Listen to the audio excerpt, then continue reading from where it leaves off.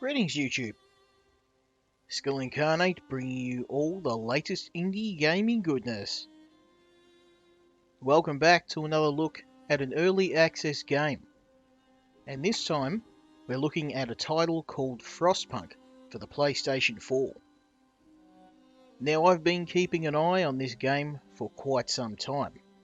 It was created by indie gaming veterans 11-bit studios, who were responsible for some of the best titles I played recently, called This War of Mine and Anomaly.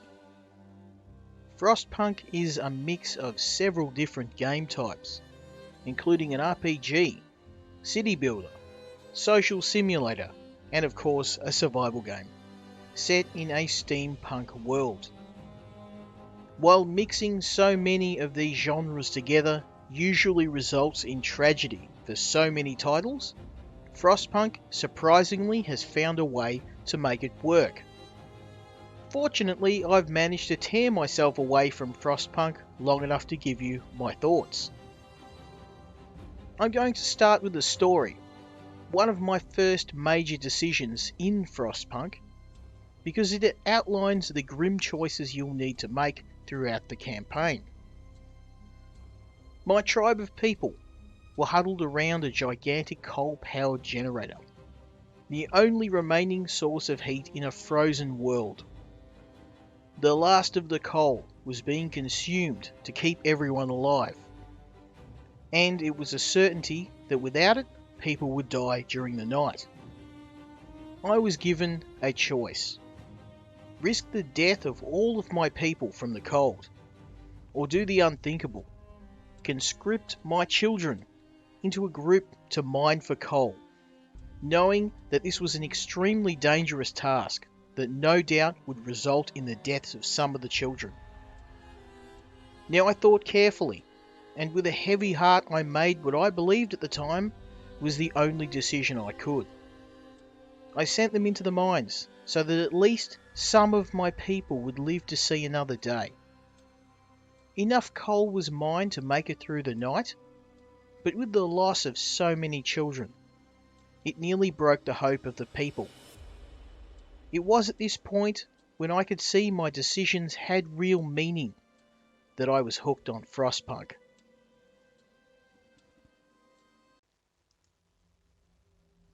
The story of Frostpunk takes place in an alternate Earth set in the 1800s, where a set of global volcanic eruptions has caused the world to descend into an endless ice age. As the global temperature plummets across Earth, the government fails to act in time to prepare. However, a small forward-thinking portion of mankind begins to plan for the end. They construct the generators, marvels of technology that can produce energy in the form of heat on a massive scale. These devices are the only means of survival for mankind. However, they require massive amounts of fuel to operate. In addition to the generators, they have also stockpiled vital supplies such as seeds, weapons, and tools in preparation for the endless winter. You take control of one of the last colonies of humans who have found one of the generators and are desperately trying to survive in a world that is covered in ice. Frostpunk offers 4 campaigns which outline the events following the climate change, ranging from a group of survivors leaving the frozen London in search of a rumoured fuel stockpile in the north, to a group of refugees locked in a class struggle with the wealthy upper class over control of one of the last generators. When you have completed the campaign, there is also an endless mode where your goal is simply to survive as long as possible. The gameplay in Frostpunk is a mix of many genres, but at its core it's a survival game. The primary goal is always that of survival for your colony, which consists of a variety of people including scientists, engineers, workers, and their families. You assign these groups various tasks within your colony during the day. This includes mining coal for your generator, farming food, and scavenging for building materials such as wood and metal. You assign your engineers to use those resources to build vital structures such as homes and workshops to perform research. Research is vital to unlock more advanced technology, allowing you to create unmanned steam-powered vehicles, because this is a steampunk game after all. When night falls, your workers will return to their homes to rest, with your hunters gathering wild animals to feed the colony.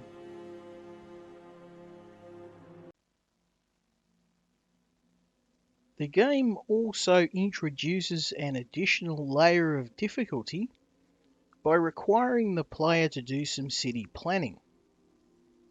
Your colony is constructed around the generator, with the closest buildings receiving the most heat and buildings further away being more exposed to the Arctic conditions.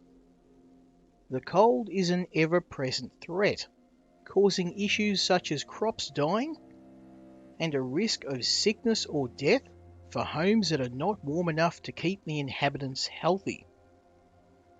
Heat levels can be viewed in an overlay at any time, but you will rarely be able to provide adequate heating for all of your structures, forcing you to prioritize your critical buildings and allow some of your city to be exposed to the cold.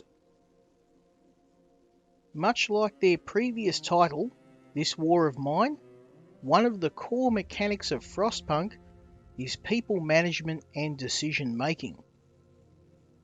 You are responsible for one of the last bastions of mankind in a frozen world where resources are scarce.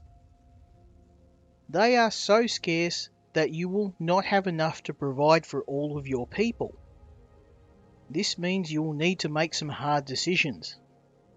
Decisions in Frostpunk are represented by laws. These laws have an effect on the colony's discontent and hope, which collectively represent the overall morale of the colony. Certain laws, such as forcing your workers to do longer shifts, will allow you to gather more materials, but also cause discontent. And overcoming challenges, such as surviving blizzards and storms, will raise hope. So you do need to think about your decisions carefully. In many cases, the outcomes of your decisions are shown in reports with the human cost. Colonists will offer advice, make demands, and in some extreme cases, threaten mutiny. There is no right decision in Frostpunk, and the player is given complete freedom in running the colony as a benevolent leader trying to please all of your people, or a ruthless dictator making the hard decisions to ensure the colony's survival. The graphics in Frostpunk are one of the strongest points. From the plumes of smoke and turning gears of the gigantic generator, to the frozen wasteland, dotted with remnants of the old world, like abandoned buildings and boats, Frostpunk brings the apocalypse to life. As you make decisions over the survival of the colony, your people can be seen struggling through the snow to complete their work.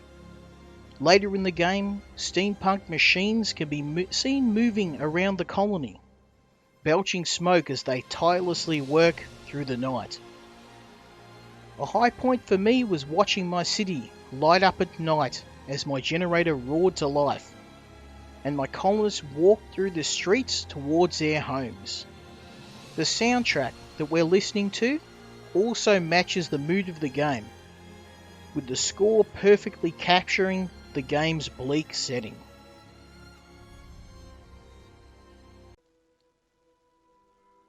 At this point in the video, I would normally point out the issues I found with the game.